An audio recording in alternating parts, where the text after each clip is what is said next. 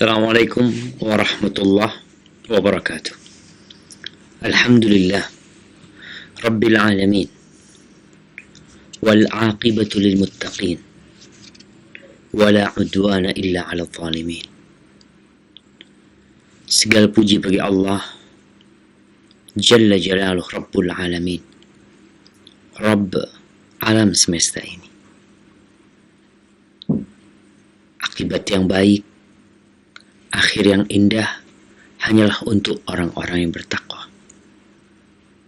Dan tidak ada permusuhan kecuali untuk orang-orang yang zalim. Wa asyhadu an la ilaha illallah wahdahu la syarikalah wa asyhadu anna Muhammadan abduhu wa rasuluh. Dan saya bersaksi bahwa tiada yang berhak disembah melainkan hanya Allah semata. Tiada sekutu baginya. Dan saya bersaksi pula bahwa Muhammad bin Abdullah adalah hamba utusan Allah. Arsalahullahu rahmatan lil alamin. Allah mengutusnya sebagai rahmat untuk alam semesta ini. Semoga salawat bersambung untuk keluarga beliau, untuk istri-istri beliau, untuk putra-putri beliau, dan untuk seluruh sahabat Nabi. Semoga Allah meridhai kita bersama mereka. Amma ba'd. Jamaah rahimakumullah. Hari-hari ini umat manusia disibukkan dengan berbagai petaka. Ya, virus corona masih menjadi topik yang trending, di mana orang-orang ketakutan dengan virus tersebut. Dan siapa yang tidak takut dengan penyakit? Apa sikap seorang muslim tatkala mendapatkan petaka seperti itu? Berpegang teguh dengan Allah Azza wa Jalla. Qul man dzalladzi ya'simukum minallah in arada bikum su'an aw arada bikum rahmah. Kata Allah, siapakah yang dapat menyelamatkan kalian, melindungi kalian dari takdir Allah Azza wa Jalla, dari ketentuan Allah? Kalau Allah menetapkan bagi kalian bencana, siapa yang bisa menyelamatkan kita dari bencana tersebut? Walaupun engkau menggunakan segala perlengkapan untuk menyelamatkan diri, tapi kalau Allah sudah menentukannya untukmu, engkau tidak akan bisa berbuat apa-apa. Atau kalau Allah menginginkan kebaikan buat dirimu, siapa yang dapat menghalanginya? Maka seorang mukmin dalam kondisi seperti ini, dan dalam semua kondisi, ingatlah kepada pesan Rasulullah SAW. Ihfadillah yahfadka. Jagalah Allah, Allah akan menjagamu. Ihfadillah tajidhu tujahak. Jagalah Allah, engkau akan mendapati Allah di hadapanmu. Wa idza sa'alta fas'alillah. Kalau engkau hendak berdoa, memohon, maka mintalah kepada Allah Azza wa Jalla. Wa idza ista'anta fasta'in billah. Kalau engkau meminta pertolongan, meminta bantuan, mintalah perlindungan, mintalah bantuan kepada Allah Jalla Jalaluh. Wa'alam annal ummata, ketahuilah, andai kata seluruh umat manusia, law ijtama'at, kalau mereka bersatu berkumpul, ala ayyadurruka bisyai', ingin memberikan bahaya kepada dirimu, mereka berkonspirasi, mereka menggunakan segala kecerdasan, kekuatan, kemampuan mereka untuk membahayakan dirimu. Lam yadhurruk illa bisyai'in qad katabahu Allahu 'alaik. Mereka tidak akan pernah dapat membahayakan.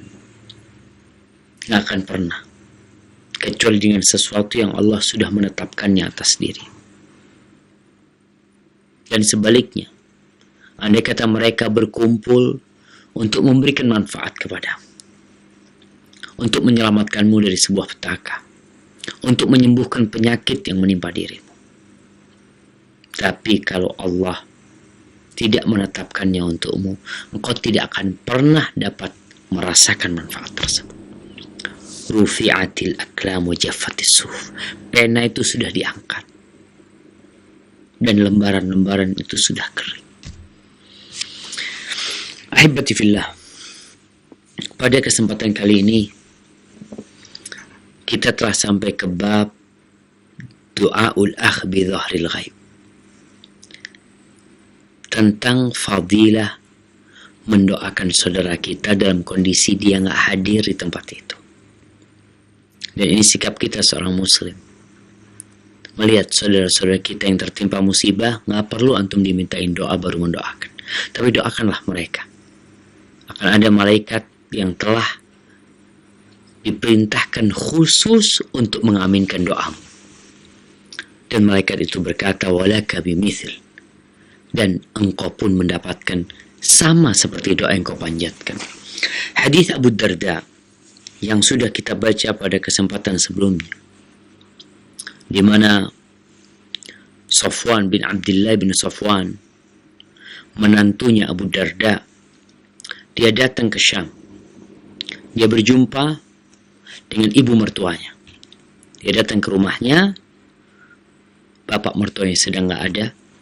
Lalu ibu mertuanya berkata kepada Safwan, aturidul hajj al-am, apakah engkau hendak berangkat haji tahun ini? Maka sang menantu mengatakan na'am. Lalu Ummu Darda mengatakan, fad'ullaha lana bi khair, doakan kami dengan kebaikan, karena sesungguhnya Nabi alaihissalatu wasallam bersabda, inna da'watal mar'il muslim mustajabatun li akhihi bi dhahril ghaib, sesungguhnya doa seorang muslim untuk saudaranya mustajab dalam kondisi saudaranya tidak tahu didoakan. Inda ra'sihi malakun muwakkal, di sisi kepalanya ada malaikat yang ditugaskan untuk mengatakan amin walaka bimith. Maka setelah kita mendengar hadis ini, apakah kita akan meremehkan mendoakan saudara-saudara kita yang tertimpa musibah? Atau kita akan sibuk memberikan komentar-komentar negatif? Atau kita hendak membuat meme-meme yang menyakitin hati orang? Apa yang harus kita lakukan? Ihdhar lisanaka an taqula fatubtala. Hati-hati dengan omonganmu. Bisa jadi ucapanmu meledek orang lain, menghina orang lain, karena satu hal akan kembali kepada diri. Innal bala'a muwakkalun bil mantiqi, sampai disebutkan bala itu terikat dengan ucapan kita. Dan Nabi alaihissalam sudah mengajarkan kepada kita. Beliau bersabda alaihissalam, man kana yu'minu billahi wal yawmil akhir, barang siapa yang beriman kepada Allah dan hari akhir, falyaqul khairan aw liyasmut, hendaklah dia berkata yang baik, kalau nggak bisa diam. Nggak usah tulis-tulis, nggak usah komentar-komentar, diam. Kalau kiranya engkau nggak bisa mengontrol ucapanmu, mengontrol tulisanmu, diam. Dan itu akan selamat. Seharusnya kita mendoakan saudara-saudara kita yang tertimpa musibah, apapun penyebabnya. Kita boleh memberikan masukan, memberikan nasihat, tapi doa itu penting buat saudara-saudara kita yang tertimpa musibah. Karena sampai hari ini, Anda melihat ada ratusan, bahkan 1000 rumah lebih yang terendam oleh banjir di beberapa daerah. Kemudian di hadis selanjutnya, di hadis nomor 626, Al-Imam Bukhari mengatakan, haddatsana Musa ibn Ismail wa Shihab qala haddatsana Hammad an Atha ibn Sa'ib an abihi an Abdullah bin Amr ibn al-As qala qala rajulun Allahumma ighfir li wa li Muhammadin wahdana faqala an-nabiy sallallahu alaihi wasallam laqad hajabtaha an nasin kathirin. Abdullah bin Amr bin As meriwayatkan tentang seorang badui yang datang ke Masjid Nabawi. Kemudian disebutkan bahwa orang ini sholat bersama Nabi SAW. Dan dalam sholatnya dia berdoa. Apa doa dia? Allahumma ghafirli wali Muhammadin wahdana. Ya Allah, rahmati aku dan juga rahmati Muhammad. Wahdana, kami aja. Disebutkan dalam riwayat dan dikatakan wala tarham ma'ana ahadan. Dan janganlah engkau merahmati seorang pun bersama kami. Nih orang kalau nggak paham fikih berdoa, maka akan terjebak ke dalam kesalahan-kesalahan yang fatal. Dia nggak mau doakan orang lain.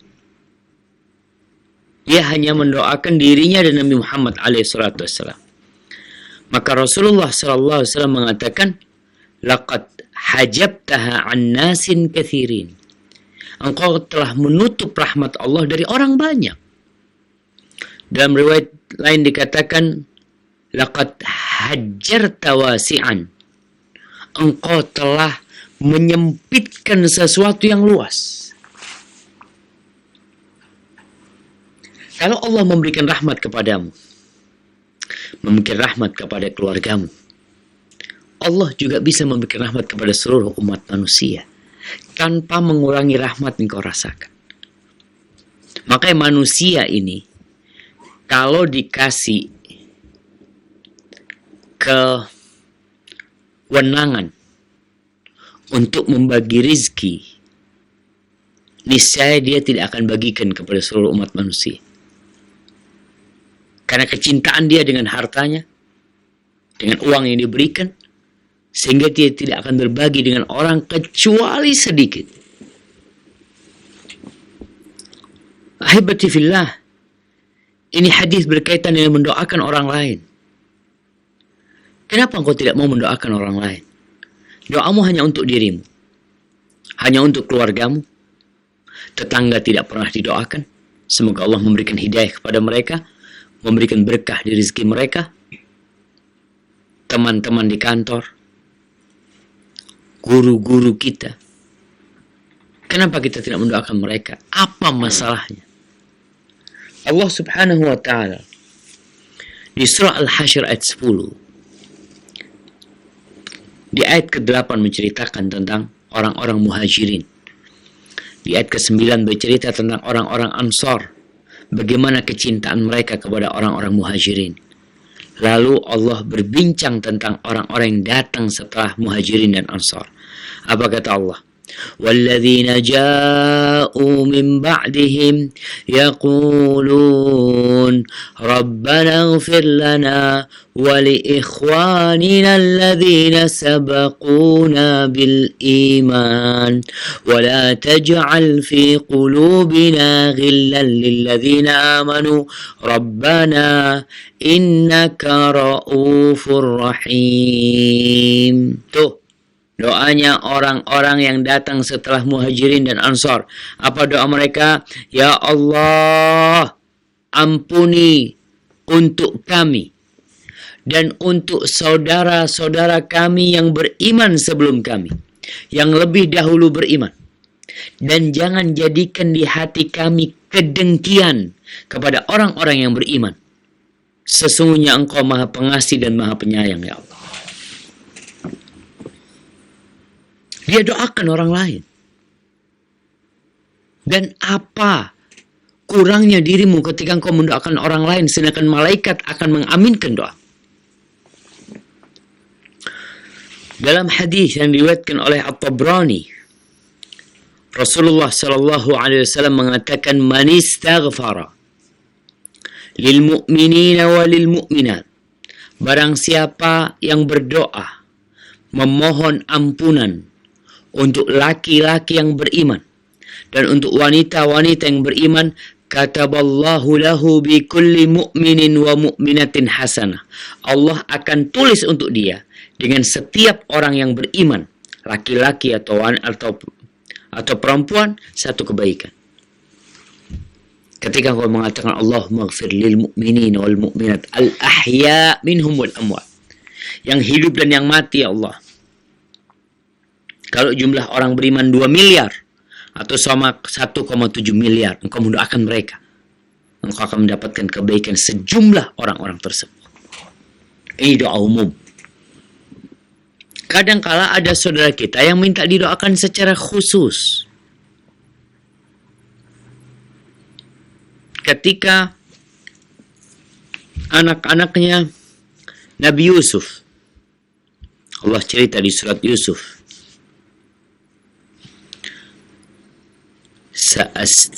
bentar.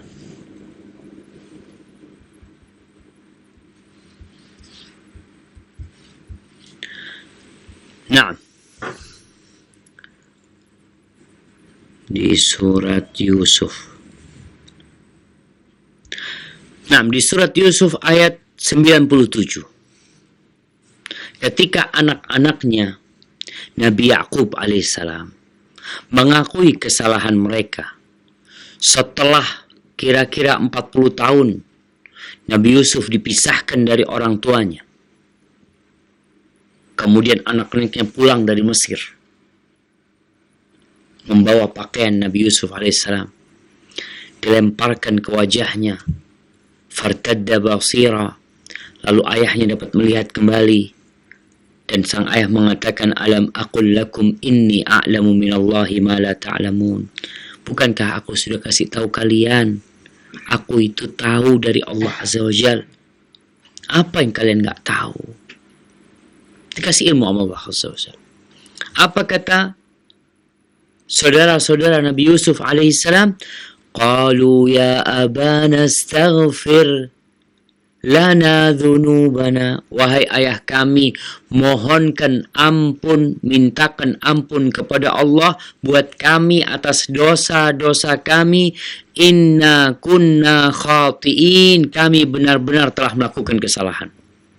Apa kata abahnya? Qala sawfa astaghfiru lakum rabbi, aku akan memohonkan ampun untuk kalian kepada Rabbku.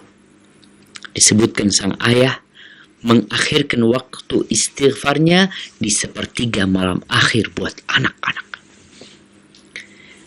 Innahu huwal ghafurur rahim. Allah itu Maha Pengampun. Maka ada doa umum buat orang-orang yang beriman. Secara umum, yang kita kenal, yang kita tidak kenal. Tapi ada doa-doa khusus yang kita panjatkan. Kita mohon kepada Allah Azza wa Jalla untuk saudara-saudara kita secara khusus. Dan itu akan menyebabkan kita didoakan oleh malaikat-malaikat Allah. Mau tahu doanya malaikat? Subhanallah. Allah mengatakan walladzina yahmilunal arsh wa man hawlahu.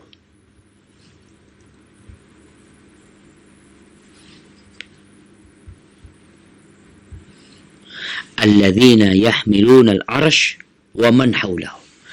Di surat Ghafir ayat 7. Allah mengatakan alladzina yahmilunal arsya wa man hawlahu, dan malaikat-malaikat yang memikul arsy Allah dan yang ada di sekitarnya dari malaikat-malaikat yang dekat sama Allah Azza wa Jal. Apa kerjaan mereka? Yusabbihuna bihamdi rabbihim, mereka bertasbih, menyucikan Allah dengan memujinya. Wa yu'minuna bihi, mereka beriman kepada Allah Azza wa Jal. Wa yastaghfiruna lilladzina amanu. Tuh malaikat-malaikat beristighfar, mereka memohonkan ampun untuk siapa? Untuk orang-orang yang beriman. Apa doa mereka? Rabbana wasi'ta kulla syai'in rahmatan wa ilma. Ya Allah, rahmat dan ilmumu meliputi segala sesuatu. Kasih sayang Allah meliputi segala sesuatu. Ilmu Allah seperti itu. Lalu apa yang diminta oleh malaikat? Ini tawassul. Para malaikat tawassul dengan sifat Allah Azza wa Jal. Dengan kebesaran Allah, keluasan ilmu dan rahmatnya. Mereka sebutkan itu dalam doa mereka. Lalu mereka mengatakan, "Faghfir lilladzina tabu wattaba'u sabilak." Ya Allah, ampuni orang-orang yang tobat. Ampuni orang-orang yang mengikuti jalanmu, ya Allah. Waqihim azabal jahim. Dan selamatkan mereka dari azab jahim. Sampai di sini doanya? Enggak. Dilanjutkan sama malaikat-malaikat Allah. Rabbana wa adkhilhum jannati adnin allati wa'adtahum. Ya Allah, masukkan mereka ke surga tempat tinggal yang sudah Engkau janjikan buat mereka. Wa man salaha min abaihim. Dan orang-orang yang soleh dari ayah ibu mereka, dari bapak-bapak mereka, dari nenek moyang mereka. Siapa yang baik-baik dari ayah, bunda mereka, masukkan juga surga bersama mereka. Wa azwajihim. Dan keluarga-keluarga mereka, istri-istri mereka, pasangan-pasangan mereka. Tuh, orang tua didoakan sama malaikat. Pasangan hidup kita didoakan. Wa dzurriyyatihim. Anak keturunannya. Bagaimana doa malaikat? Minta ampunan buat orang-orang yang beriman. Minta agar mereka diselamatkan dari api neraka. Kemudian berdoa memohon kepada Allah agar mereka dimasukkan ke surga tidak sendirian. Dimasukkan ke dalam surga bersama orang tua mereka, bersama pasangan hidup mereka, bersama anak keturunan mereka. Wa dzurriyyatihim. Innaka antal azizul hakim. Ya Allah, sesungguhnya Engkau maha perkasa dan maha hikmah. Waqihimus sayyi'at. Dan selamatkan mereka dari dosa-dosa. Selamatkan mereka selama hidup di dunia. Wa man taqis sayyi'ati yawma idzin faqad rahimtah. Selamatkan mereka dari hal-hal yang buruk pula pada hari kiamat. Bagaimana kondisi di padang mahsyar yang begitu menakutkan. Sesungguhnya siapa yang Kau selamatkan dari kejahatan-kejahatan itu, keburukan-keburukan itu, Engkau telah merahmati mereka. Wa dzalika huwal fawzul azim. Itu adalah kemenangan yang besar. Itu doanya malaikat. Maka Rasul SAW menegur nih orang Badui yang doanya hanya untuk dirinya dan untuk Nabi. Laqad hajjarta wasi'an. Engkau telah menyempitkan sesuatu yang luas. Dan doa manusia itu sebanding dengan ilmu yang dia miliki. Ketika tahu seperti ini, paling enggak kita akan terketuk hatinya untuk mendoakan saudara-saudara kita agar Allah Azza wa Jalla mengampuni dosa-dosa mereka. Malaikat aja doain. Masa kita kalah sama malaikat? Malaikat tuh nggak berbuat dosa. Mereka taat dan patuh sama Allah Azza wa Jalla. Sedangkan kita sedang berjuang untuk masuk ke surga Allah Azza wa Jalla.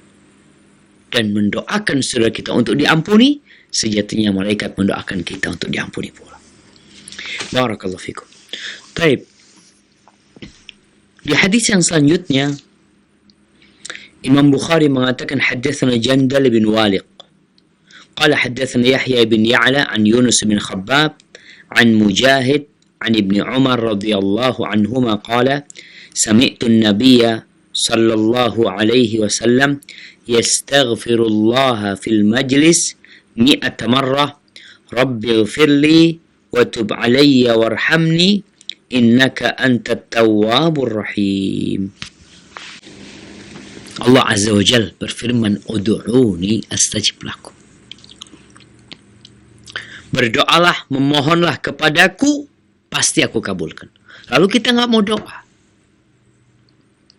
Urusan apapun, remeh mungkin.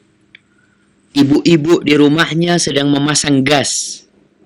Mungkin dia sudah terbiasa memasang gas. Tapi jangan lupa minta tolong sama Allah Azza wa Jalla. Kadangkala ada masalah dengan gasnya. Mungkin kita tiap hari naik mobil kita, naik kendaraan kita. Jangan lupa untuk naik kendaraan berdoa memohon kepada Allah Azza wa Jalla. Mungkin kita punya pekerjaan di kantor kita. Mungkin kita punya tugas mendidik anak-anak kita. Kita merasa berat. Minta tolong sama Allah Azza wa Jalla. Ketika Mu'adz bin Jabal bertanya kepada Nabi SAW tentang amalan yang memasukkan ke surga dan menjauhkan dari api neraka, apa kata Nabi SAW? Laqad sa'alta an azim. Engkau telah bertanya sesuatu yang besar.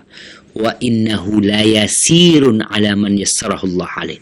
Tapi perkara yang besar ini akan menjadi mudah buat orang-orang yang Allah mudahkan buat dia. Jadi kembali kepada apa yang kita sampaikan di awal kajian. Semua kembali kepada Allah Azza wa Jalla. Kalau Allah tidak memudahkannya, maka tidak akan mudah. Allah tidak melancarkannya, maka tidak akan lancar. Di sini kita melihat sebuah permasalahan di masyarakat. Ketika mereka punya masalah yang tak kunjung usai. Ketika mereka sakit yang tak kunjung sembuh. Kadangkala mereka mencari pengobatan alternatif. Ketika dia punya usaha yang mungkin tidak lancar, dia berusaha untuk mencari sebab yang dengannya usahanya lancar. Tapi banyak manusia yang tidak mengikuti sebab-sebab yang syar'i. Karena buat mereka terlalu lama itu. Pernah ketika Ana masih di Medina, ada seorang yang telepon Ana dari Jeddah waktu itu. Dia ngomong, Ustaz, Ana punya istri kok kayaknya digangguin orang. Dan Ana sampaikan kepada dia, agar dia bertakwa kepada Allah Azza wa Jalla. Agar dia menjaga Allah, agar Allah menjaga istrinya. Anda sampaikan kepada dia untuk berdoa, memohon kepada Allah Azza wa Jalla. Tapi apa jawaban orang ini? Ustaz, apa nggak ada amalan yang cepat lah supaya istri Ana ini nggak bisa diganggu orang? Apa yang harus Anda lakukan? Disuruh doa minta sama Allah Azza wa Jalla, nggak mau. Makanya kenapa dukun laris? Kenapa paranormal laris? Kenapa penyihir pun masih ada yang berangkat ke sana? Kenapa tempat-tempat yang keramat masih banyak yang datang ke sana? Karena mereka nggak mau meminta kepada Allah Azza wa Jalla. Merasa lambat kalau minta sama Allah Azza wa Jalla. Padahal Allah kalau mau kasih, Allah tinggal mengatakan, kun. Jadilah. Maka hati-hati. Ketika kita punya masalah yang tidak selesai dengan sebab-sebab yang biasa, kita ingin cari sebab yang super biasa, yang luar biasa. Silahkan, selama tidak bertentangan dengan syariat, dengan agama Allah Azza wa Jalla. Dan yang luar biasa adalah dengan mendekatkan diri kepada Allah Azza wa Jalla, dengan banyak bersedekah, banyak istighfar. Allah akan menyelesaikan urusan kita. Barakallahu fikum. Di sini disebutkan tadi yang Anda sampaikan hadis Aisyah radhiyallahu taala anha, salullaha kulla syai'in hatta syis. Mintalah kepada Allah segala sesuatu sampai urusan sandal. Fa innallaha in lam yuyassirhu lam yatayassar. Kalau Allah tidak memudahkannya, maka tidak akan mudah. Allah Azza wa Jalla berfirman, fa amma man a'ta wattaqa wa saddaqa bil husna fasanuyassiruhu lil yusra. Adapun orang yang beriman, orang yang bertakwa, membersihkan dirinya, maka Allah Azza wa Jalla akan memudahkan urusan dia untuk menuju kepada kemudahan. Itu untuk menuju ke surga Allah Azza wa Jalla. Dan Allah mengatakan, wa man yattaqillah yaj'al lahu makhrajan. Barang siapa bertakwa kepada Allah, pasti Allah akan kasih solusi. Wa yarzuqhu min haitsu la yahtasib. Dan Allah akan kasih rezeki dari arah yang tidak disangka-sangka. Barakallahu fikum. Baik, kita masuk ke hadis nomor 629. Al-Imam Bukhari mengatakan, حدثنا أبو نعيم قال حدثنا عمرو بن عبد الله أبو معاوية قال حدثنا مهاجر أبو الحسن عن عمرو بن ميمون الأودي عن عمر رضي الله عنه أنه كان فيما يدعو اللهم توفني مع الأبرار ولا تخلفني في الأشرار وألحقني بالأخيار. Nah, Umar berdoa, di antara doa permintaan Umar bin Khattab. Apa sih yang diminta Umar bin Khattab? Seorang khalifah, seorang amirul mukminin yang kekuasaannya tembus sampai ke perbatasan dengan Turki, dengan Konstantinopel. Di masa Umar bin Khattab radhiyallahu anhu, Masjidil Aqsa telah berada di tangan umat Islam. Mesir pun seperti itu. Doanya Umar apa? Umar berdoa, ya Allah, wafatkan aku bersama al-abrar. Al-abrar. Siapa al-abrar? Innal abrara lafi na'im. Tuh orang-orang yang baik, yang dijamin masuk surga mereka, yang dijanjiin masuk surga sama Allah Azza wa Jal. Matikan aku bersama mereka.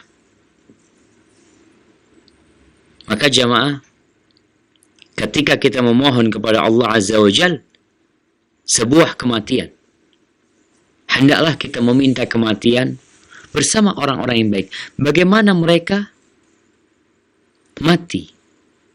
Di mana mereka dikuburkan? Dan kelak pada hari kiamat, ketika Allah mengatakan, "Uhsyurul ladzina zalamu wa azwajahum wa ma kanu ya'buduna min dunillah."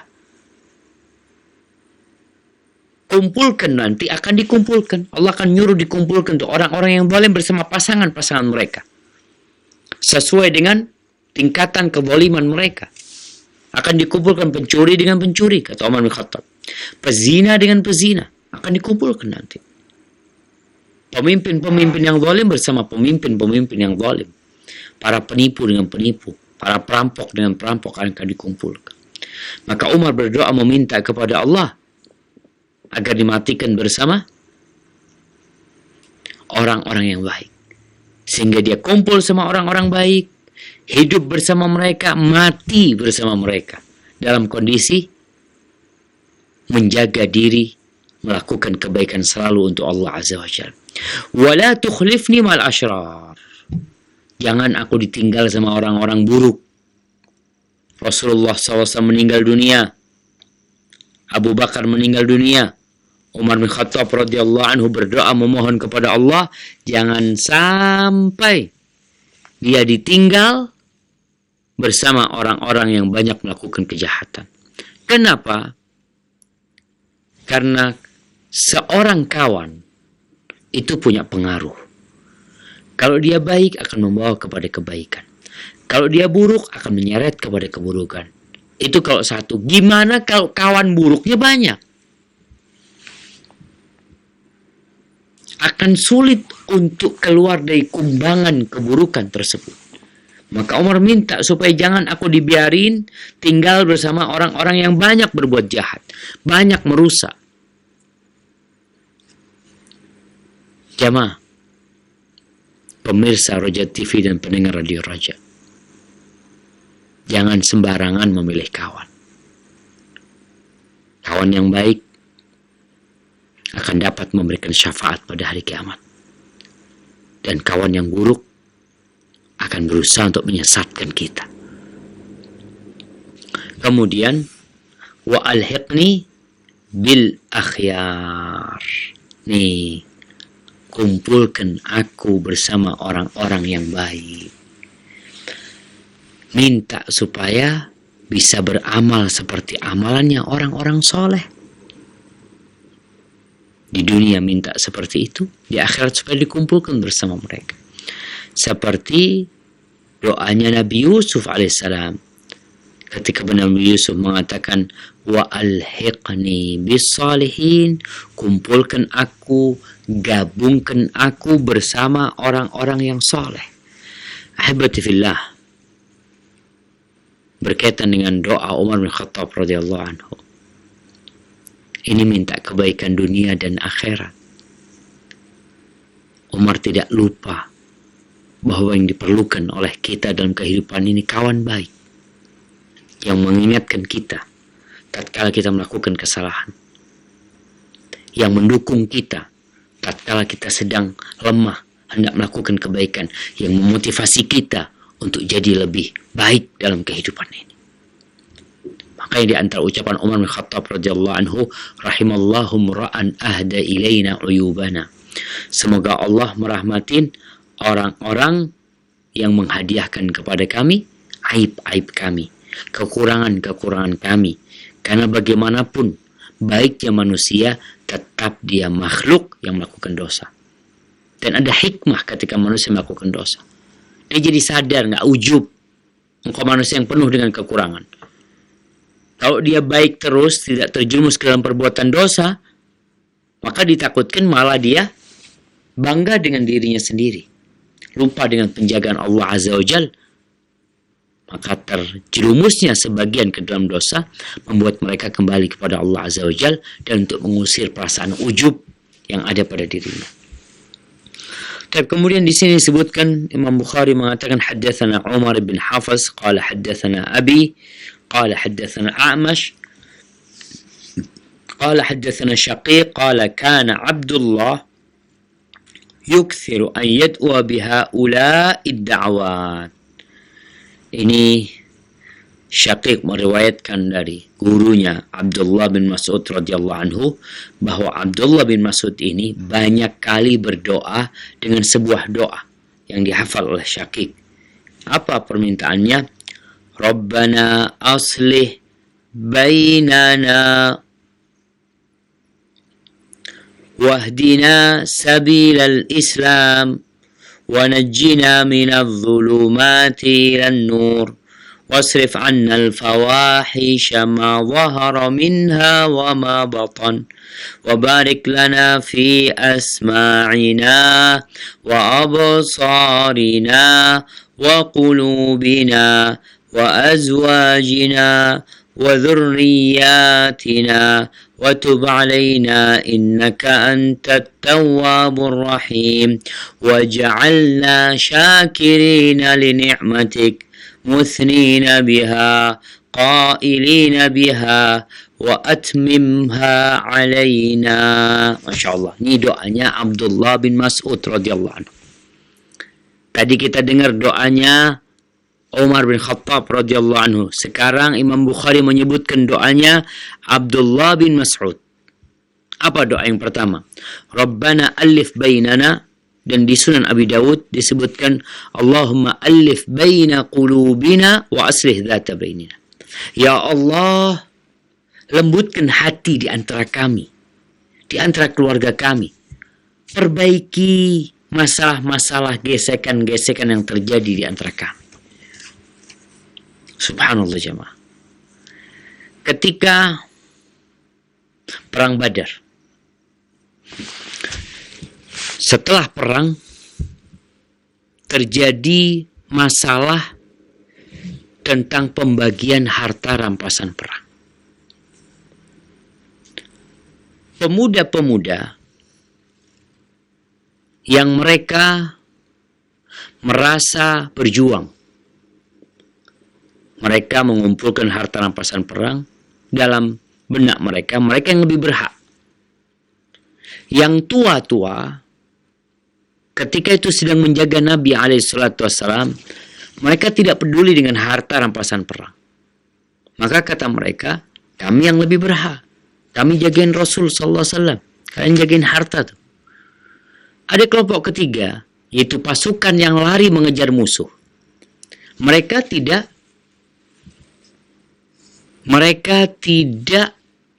memikirkan harta rampasan perang. Artinya ada orang-orang yang sibuk dengan harta rampasan perang, ngumpulin. Ada yang sibuk dengan Nabi SAW. Ada pemuda-pemuda yang sibuk mengejar musuh. Akhirnya terjadi perselisihan di antara mereka tentang siapa yang berhak mendapatkan warisan tersebut. Allah Azza wa Jal di surat Al-Anfal menceritakan hal ini. Yas'alunaka 'anil anfal. Mereka bertanya tentang harta rampasan perang. Qulil anfal lillahi war rasul. Katakan kepada mereka, harta rampasan perang itu milik Allah dan Rasulnya. Fattaqullah. Bertakwalah kalian kepada Allah. Jangan ribut urusan harta itu. Wa aslihu dzata bainikum. Dan perbaiki hubungan di antara kalian. Jangan dibiarkan hubungan yang buruk terus terjadi.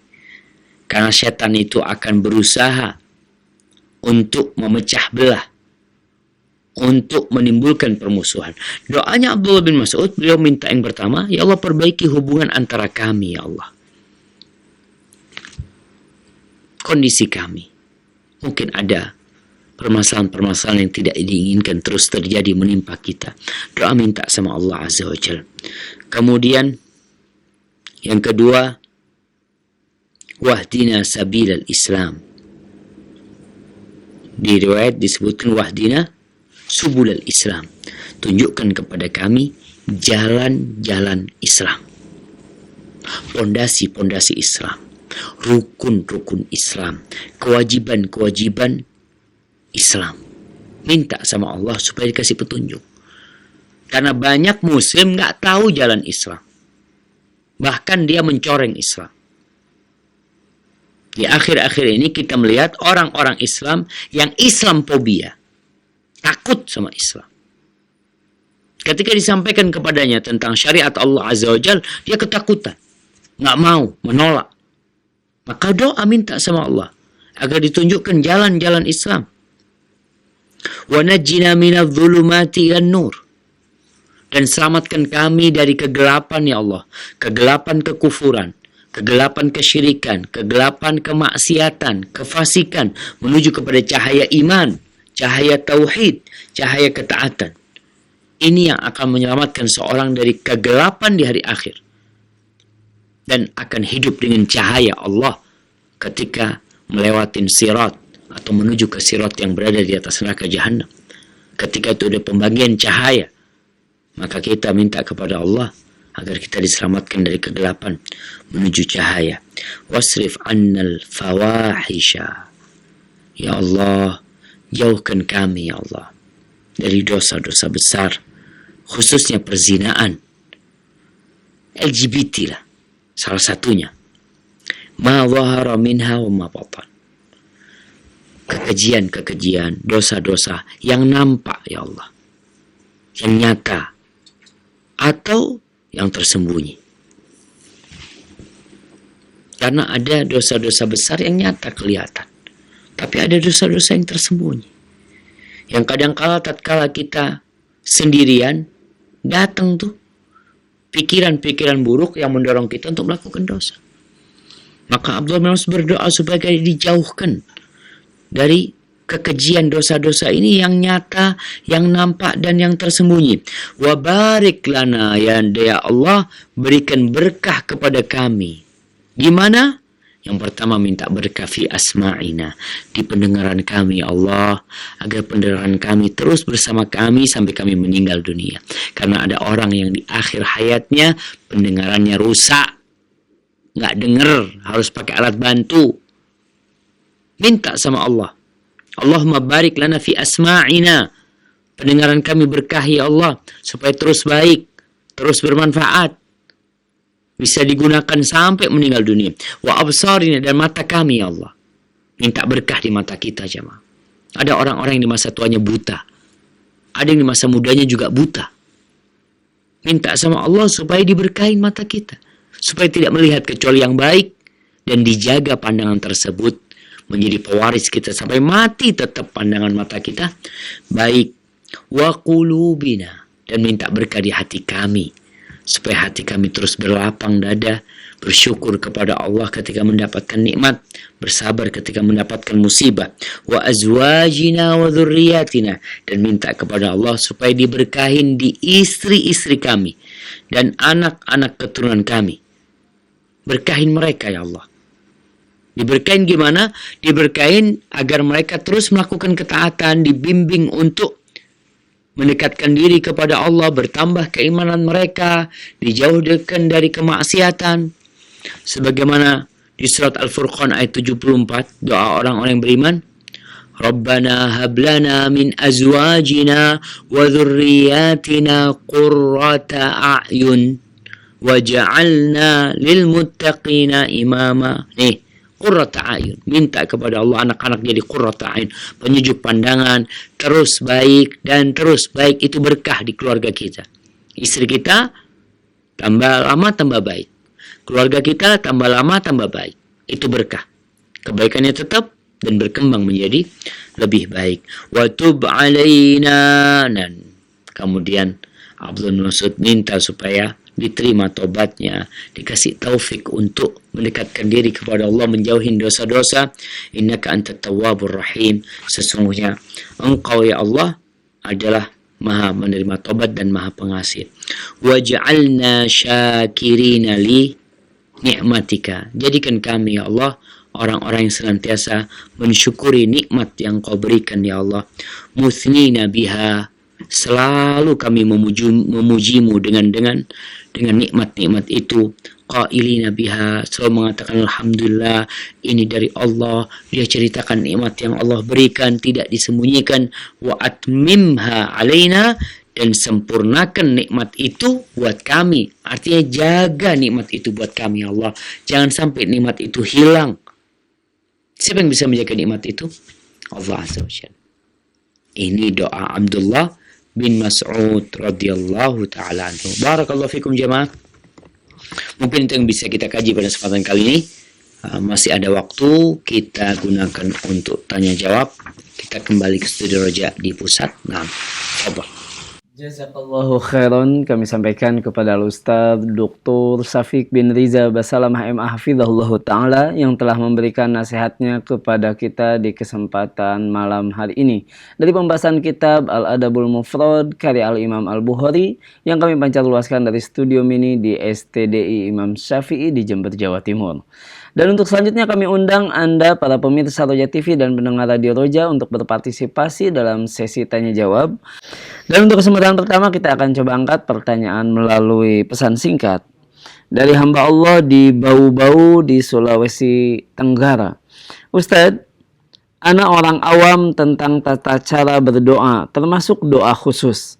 Salah satunya, ana selalu berdoa setiap ada pesawat yang melintas maupun kapal-kapal laut yang lewat dengan bahasa sendiri. Seperti ya Allah, hantarkanlah pesawat atau kapal laut yang lewat ini ke tujuannya dalam keadaan selamat. Yang menjadi pertanyaannya Ustadz, apakah doa tersebut sesuai dengan syariat dan dibenarkan? Karena di dalam pesawat atau kapal laut juga ada orang-orang non-muslim. Dan yang kedua, apakah doa-doa khusus seperti ini dibolehkan termasuk doa ketika ada pesawat atau kapal laut yang lewat? Mohon penjelasannya Ustaz. Masya Allah, Masya Allah. Ini jemaah orang baik nih. Ketika dia melihat ada kapal laut lewat, lihat pesawat sedang terbang, dia berdoa mohon semoga orang-orang itu diberi keselamatan. Nah, nggak ada masalah doa seperti itu. Tadi disebutkan bahwasanya di dalam pesawat itu ada muslim dan non-muslim. Tugas kita mendoakan mereka selamat dunia dan akhirat. Dengan harapan kalau di situ ada orang-orang yang belum Islam, semoga dikasih hidayah ya Allah untuk masuk ke dalam Islam. Yang muslim semoga senantiasa selamat dari melakukan dosa. Jadi bukan hanya selamat fisiknya aja. Karena banyak di antara kita kalau bicara selamat, maka selamat fisiknya. Padahal ada keselamatan yang lebih diperlukan oleh manusia, yaitu keselamatan jiwa mereka, keselamatan hati mereka. Ada orang-orang yang fisiknya sehat, hatinya sakit. Seperti orang-orang yang menyembah berhala, memohon-mohon kepada selain Allah Azza wa Jalla. Maka kalau yang antum sudah lakukan, ana rasa baik, tapi sempurnakan doa itu dengan berharap semoga yang di atas pesawat itu dikasih hidayah sama Allah Azza wa Jalla, mereka tetap selamat melaksanakan sholat dengan baik, karena ada orang-orang di pesawat juga meninggalkan sholat. Mereka tidak beribadah kepada Allah Azza wa Jal di saat mereka perlu dengan Allah. Hadza wallahu a'lam bissawab. Nah, Jazakallahu khairan Ustadz atas penjelasannya, dan masih kita akan angkat pertanyaan melalui pesan singkat. Pertanyaannya berikutnya Ustadz dari Bapak Heri di Kampung Timur di Merauke Ustadz. Ingin bertanya Ustadz, apakah Fir'aun, Qorun dan orang-orang kafir akan dihisab dan dikisos serta memasuki sirat seperti yang ada ana baca di surat Maryam ayat 71-72. Mohon petunjuknya Ustaz. barakallahu fikum. Nah, kalau bicara apakah orang-orang kafir akan dikisos, dihisab? Iya. Kalau mereka akan dihisab, iya. Kalau mereka akan dikisos, na'am. Ketika mereka melakukan kesalahan kepada umat manusia, kezaliman yang mereka lakukan, akan mendapatkan balasan mereka tersebut. Tapi kalau pertanyaannya, apakah mereka akan menuju ke sirat, melewati sirat? Tidak. Allah Azza wa Jal di surat Shafat yang tadi kita bacakan, ketika Allah mengatakan uhsyurul ladzina zalamu wa azwajahum, di surat Shafat ayat 22, 23, 24, Allah mengatakan himpunlah orang-orang yang zalim bersama pasangan-pasangan mereka, teman-teman sejawat mereka, Qarun, Fir'aun, Haman, mereka sesuai dengan kondisi mereka, bersama Tuhan-Tuhan yang mereka sembah. Min dunillah fahduhum ila siratil jahim. Tunjukkan mereka kepada siratil jahim, artinya jalannya neraka. Tunjukkan mereka digiring ke neraka. Tapi kata Allah, waqifuhum innahum mas'ulukum. Berhentikan mereka akan ditanya. Jadi sebelum masuk ke neraka, mereka akan ditanya. Supaya tidak ada alasan lagi buat mereka. Ketika orang itu dihukum tanpa melalui proses, maka dia akan marah-marah mungkin, merasa tidak melakukan dosa. Tapi proses hisab ini yang membuat mereka akhirnya sadar kalau mereka pantas untuk dihukum.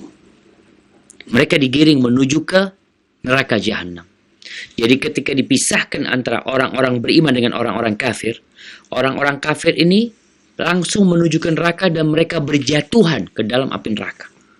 Mereka tidak melewati sirat. Kemudian tersisa orang-orang beriman bersama orang-orang munafikin. Di sini ada pembagian cahaya menuju ke sirat. Sedangkan orang-orang munafik, ketika mereka dapat pembagian cahaya, cahaya mereka hanya sedikit. Dan cahaya mereka pun kemudian mati. Setelah itu akan ada hijab yang memisahkan antara orang-orang beriman dengan orang-orang munafik. Orang-orang munafik mengikuti orang-orang kafir, maka mereka masuk ke neraka. Orang-orang yang beriman ini yang kemudian mereka digiring menuju ke surga, namun mereka harus melewati neraka. Kata Allah Azza wa Jal, melewati neraka maksudnya melewati sirat yang berada di atas neraka. Allah mengatakan wa in minkum illa wariduha kana ala rabbika hatman maqdiya. Sesungguhnya sudah menjadi keputusan Rabbmu bahwasanya semua kalian akan melewatinya, yakni melewatin sirat yang berada di atas neraka jahanam. Itu khusus buat orang-orang yang beriman. Adapun kalau orang-orang kafir, orang-orang munafikin, akhirnya mereka masuk ke neraka dan tidak akan pernah keluar dari api neraka. Hadza wallahu a'lam bissawab. Jazakallahu khairan Ustaz atas penjelasannya, dan untuk berikutnya kita akan coba angkat pertanyaan melalui line telepon, dan tidak lupa kami ingatkan bagi Anda para penelpon untuk mengecilkan suara televisi atau radionya. Baik, kita angkat pertanyaan pertama. Iya. Assalamualaikum. Waalaikumsalam warahmatullahi wabarakatuh. Dari siapa, di mana Bapak? Ini dari Pak Rale, Tanjung Balai. Di Tanjung Balai. Silakan Bapak. Assalamualaikum Ustaz. Waalaikumsalam warahmatullahi wabarakatuh. Ini Ustaz mau bertanya ini. Yang ada saya tahu katanya bid'ah itu terbagi dua. Mm-mm. Yang pertama bid'ah hasanah, yang kedua bid'ah dolalah. Mm-mm. Jadi tolong jelaskan Ustaz yang mana apa itu, yang mana bid'ah dolalah itu. Kalau bid'ah hasanah tahu laku itu kan, tahu kita itu kan. Yang bid'ah apa ini yang kita nggak tahu, yang dolalah ini itu aja. Assalamualaikum warahmatullahi wabarakatuh. Baik.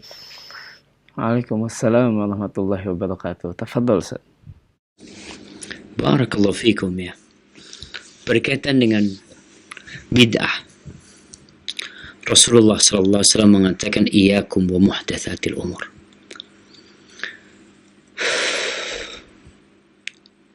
Para sahabat sempat bertanya kepada Nabi alaihi salatu wasallam, memohon petunjuk, nasihat. Ketika Nabi memberikan petuah kepada mereka yang membuat hati mereka bergetar, yang membuat mereka menangis. Lalu Rasul SAW memberikan wasiat dengan mengatakan fa innahu man ya'ish minkum ba'di fa sayara ikhtilafan katsira. Sesungguhnya barang siapa yang hidup setelah aku mati, maka dia akan melihat banyak perselisihan. Akan melihat banyak perselisihan. Solusinya apa? Kalau tadi bicara bid'ah mungkin ada perkara-perkara yang membuat orang jadi bingung. Fulan bilang bid'ah hasanah, satunya bilang bid'ah dhalalah, yang satu bilang boleh, yang satu bilang nggak boleh. Apa yang harus dilakukan umat tatkala kebingungan menghadapi perselisihan-perselisihan yang ada? Maka kata Nabi alaihi salatu wasallam, fa'alaikum bisunnati, maka hendaklah kalian mengamalkan sunnahku, berpegang teguh dengan sunnahku, bukan dengan bid'ah hasanah, tapi dengan sunnah Nabi alaihi salatu wasallam, wa sunnatil khulafa'ir rasyidin al-mahdiyyin, dan sunnah para khalifah yang mendapatkan petunjuk setelah aku. Wa iyyakum wa muhdatsatil umur, hati-hatilah, tamassaku biha wa addu 'alaiha bin nawajid, kalian berpegang teguhlah dengan sunnahku dan sunnah khalifah sesudahku yang dapat petunjuk, gigit dengan gigi geraham kalian, jangan dilepas sunnah. Ketika terjadi perselisihan pendapat, pegang sunnah. Orang mengatakan ini bid'ah hasanah, ini bid'ah dhalalah, kita lihat sunnahnya bagaimana, pegang itu sunnah. Itu yang akan menyelamatkan kita. Wa iyyakum wa muhdatsatil umur, hati-hati kalian dengan perkara-perkara yang baru dalam urusan agama. Fa inna kulla muhdatsatin bid'ah wa kulla bid'atin dhalalah, karena setiap yang baru dalam urusan agama itu disebut bid'ah, dan semua bid'ah itu sesat, kata Nabi alaihi salatu wassalam. Maka kalau bicara ada yang mengatakan bid'ah hasanah, mungkin ada sebagian ulama mengelompokkan ke sana, tapi sejatinya semua bid'ah itu sesat. Kalaupun ada yang dikatakan bid'ah hasanah, ya mungkin sebagian ulama memasukkan sekolahan umpamanya termasuk bid'ah. Sekolahan, dulu nggak ada sekolah di masa Nabi alaihi salatu wassalam, kemudian mikrofon umpamanya, maka itu kembali kepada masalih mursalah sebenarnya, perkara-perkara yang diperbolehkan dalam agama untuk dikembangkan, yang memang tidak ada larangan untuk di sana, silahkan dikembangkan. Tapi dalam urusan ibadah, maka hendaklah kita mengikuti sunnah Nabi SAW yang tidak ada contohnya, yang tidak ada tuntunannya dari Rasulullah SAW, tidak dalam Al-Quran, tidak dalam sunnah, maka tinggalkan. Kalau mungkin kita terjebak dalam perselisihan, ada yang mengatakan sesat, ada yang mengatakan baik, maka demi kesatuan umat, demi menjaga ukhuwah Islamiyah, maka hendaklah kita kembali kepada sunnah. Udah nggak usah ribut-ribut. Sunnahnya kayak apa sih? Oh ini sunnahnya, udah kita ikutin sunnah. Kalau bicara mereka ini bid'ah hasanah, tapi baiklah, antum bilang bid'ah hasanah, ada yang bilang bid'ah dhalalah. Anda jadi bingung. Anda mau ikut siapa sekarang? Ikutin sunnah Nabi SAW, karena dalam kondisi terjadi perselisihan, solusinya berpegang teguh dengan sunnah Nabi SAW dan sunnah khalifah-khalifah sesudahnya, dan meninggalkan perkara-perkara yang baru yang ternyata membuat ribut di antara kita. Hadza wallahu a'lam bissawab. Nah. Jazakallahu khairan Ustaz atas penjelasannya, dan untuk berikutnya masih kita akan angkat pertanyaan melalui line telepon. Assalamualaikum warahmatullahi wabarakatuh, Ustaz. Waalaikumsalam warahmatullahi wabarakatuh. Dari siapa, di mana Ibu? Dari Ummu Ibrahim di Medan. Di Medan. Silakan Ummu Ibrahim. Assalamualaikum Ustaz. Saya mau bertanya, apakah ketika kita mendoakan teman kita, pada saat itu dia tidak tahu, tapi ada saat-saatnya ketika kita duduk berdua, maksudnya itu terucap kalau misalkan kita pernah mendoakannya, maksudnya Ustaz, itu terucap maksudnya untuk mempererat hubungan pertemanan itu, Ustaz. Maksudnya pertemanan ini dikarenakan keimanan. Nah, yang mau Ana tanyakan, apakah kita masih mendapatkan pahalanya? Apakah itu masih salah satu waktu mustajab? Apa memang kita tidak perlu menunjukkannya kepadanya bahwa misalnya kita mencintai teman kita ini karena Allah di atas keimanan, Ustaz? Baik. Itu aja, Ustaz. Jazakumullah khairan, barakallahu fikum. Assalamualaikum warahmatullahi wabarakatuh. Wa jazakillahu khairan. Tafadhal Ustaz. Barakallahu fiik. Ya, kembali kepada doa dalam kondisi teman kita nggak tahu. Tatkala kita berdoa dan kawan kita ini tidak tahu, maka sudah ada malaikat yang ditugaskan untuk mengaminkan. Terus gimana kalau kemudian doa kita udah diaminkan oleh malaikat, kita pun udah didoakan oleh malaikat, tapi di kemudian hari ternyata kita menceritakan kepada kawan kita kalau kita mendoakan dia. Tujuannya bukan riya, tujuannya bukan untuk mengungkit-ungkit kebaikan, tapi tadi disebutkan tujuannya untuk mempererat hubungan di antara saudara kita. Karena memang di antara yang dapat mempererat hubungan persahabatan karena Allah Azza wa Jal, kalau kita cinta kepada saudara kita karena Allah, kita disuruh sama Nabi SAW, ala a'lam tahu, apakah engkau nggak ngasih tahu dia? Jadi kalau kita cinta karena Allah, kita kasih tahu dia dengan mengatakan inni uhibbuka fillah, aku cinta kepadamu karena Allah Azza wa Jal.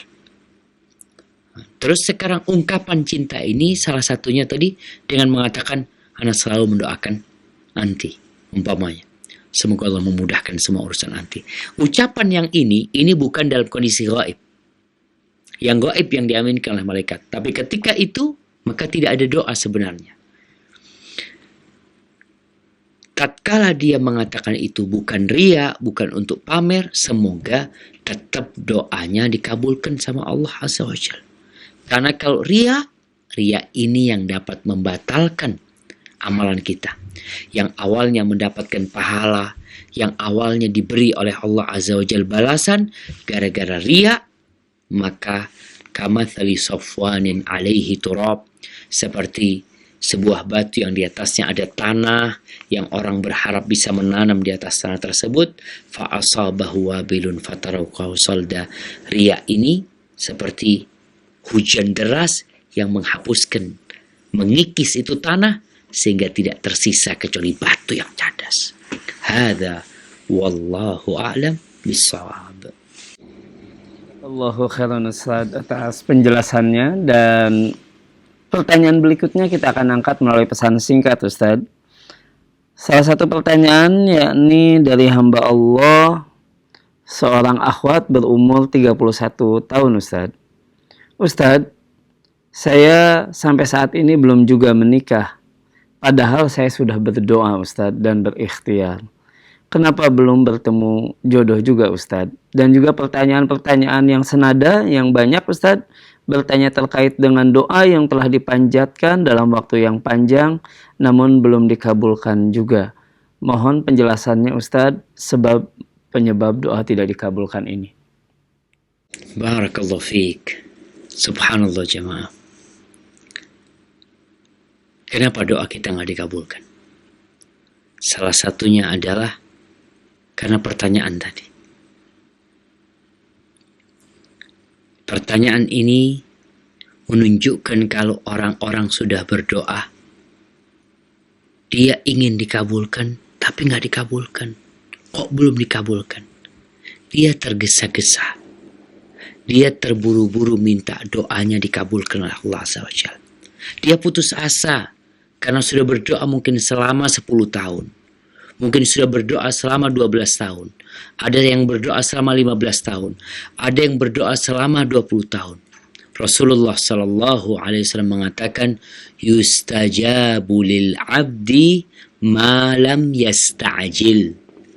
Akan dikabulkan doa seorang hamba selama dia tidak terburu-buru, tidak tergesa-gesa. Lalu sahabat bertanya, wa kaifa yasta'jil ya Rasulullah? Gimana orang itu dikatakan terburu-buru? Yaqulu da'autu falam ara yustajab li. Dia mengatakan, aku sudah berdoa, aku sudah minta, tapi aku lihat nggak dikabulkan doaku. Ini terburu-buru. Maka jangan terburu-buru. Allah akan catat doa itu. Kalau engkau sudah berdoa selama 10 tahun, nggak ada yang sia-sia. Semua doa dikabulkan oleh Allah Azza wa Jalla. Selama dia tidak makan haram, tidak melakukan pelanggaran-pelanggaran yang menyebabkan doanya tidak dikabulkan. Dikabulkannya doa atau jawaban dari doa kita itu satu dari 3 hal. Yang pertama, apa yang diminta dikasih. Minta anak dikasih anak. Minta jodoh dikasih jodoh. Yang kedua, dipalingkan dari dia musibah, bencana yang akan menimpa dia yang setara nilainya dengan doa dia. Ini doa minta anak. Allah Azza wa Jal tidak memberikan anak tapi memalingkan petaka yang akan menimpa dia. Jadi doa dia itu menjadi penolak bala. Yang ketiga, dan ini yang lebih baik, doa-doa yang dipanjatkan selama puluhan tahun itu akan dikumpulkan menjadi pahala untuk dia. Karena dia lebih perlu dengan pahala itu pada hari kiamat daripada doa itu dikabulkan pada waktu di dunia. Itu yang lebih diperlukan oleh dia. Di sini kita melihat kenapa Nabi Ibrahim gak pernah putus asa minta anak. Rabbi habli minas salihin. Gak putus asa. Berapa tahun? Baru dapat anak dikatakan umur 90 tahun. Kemudian setelah itu bernama Ismail. Setelah itu baru dikasih anak yang selanjutnya Ishak. Nabi Yusuf alaihissalam berapa lama tinggal di penjara.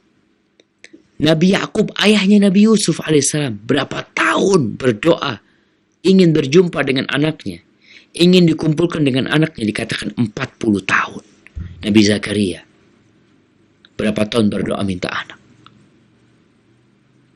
Ketika Allah menceritakan di surat Maryam, Kaf ha ya ain sad dzikru rahmati rabbika abdahu Zakaria إذ نادى ربه نداء خفيا قال رب إني وهن العظم مني واشتعل الرأس شيبا ولم أكن بدعائك ربي شقيا.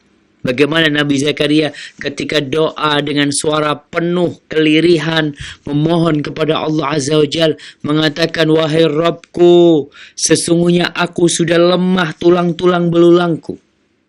Rambutku sudah penuh dengan uban, tapi aku tidak pernah merasa sengsara berdoa memohon kepadamu ya Allah. Minta anak. Sampai dikatakan baru punya anak setelah tua renta 100 tahun kira-kira umurnya. Baru dikasih anak. Dan dia mengatakan, aku tidak pernah merasa sengsara berdoa memohon kepadamu ya Allah.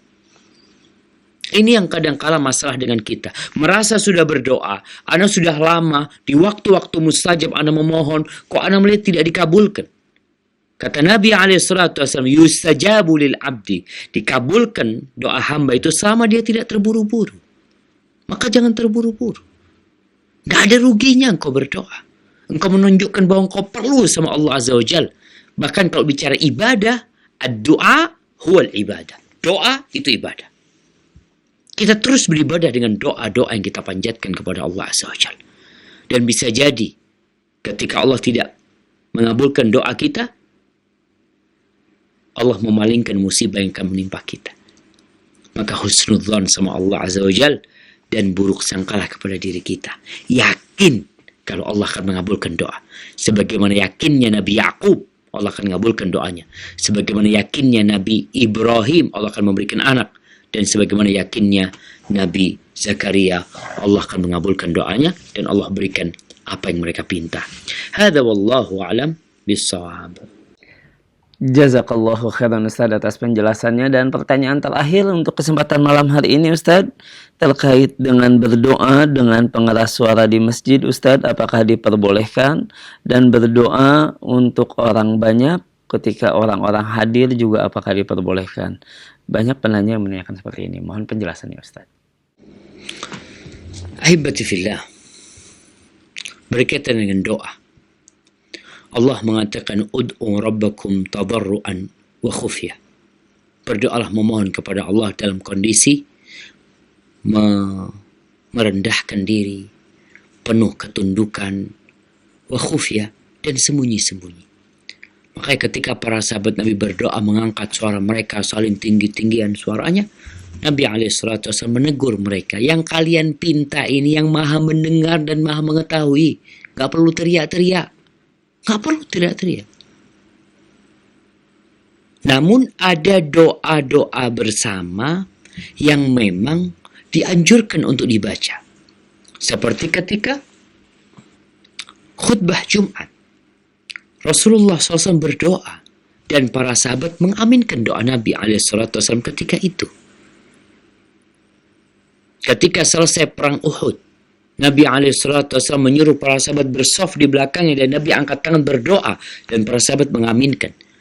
Di doa yang dianjurkan bersama, ya diaminkan oleh jamaah.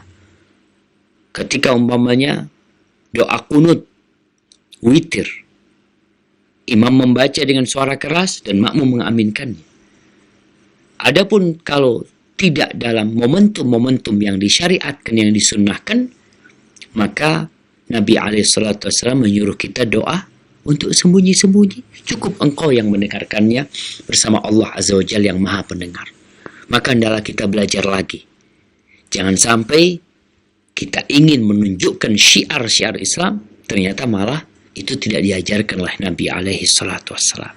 Hadza wallahu a'lam bishawab. Itu yang bisa Anda sampaikan pada kesempatan kali ini. Sampai berjumpa kembali. Semoga senantiasa dalam lindungan ilahi.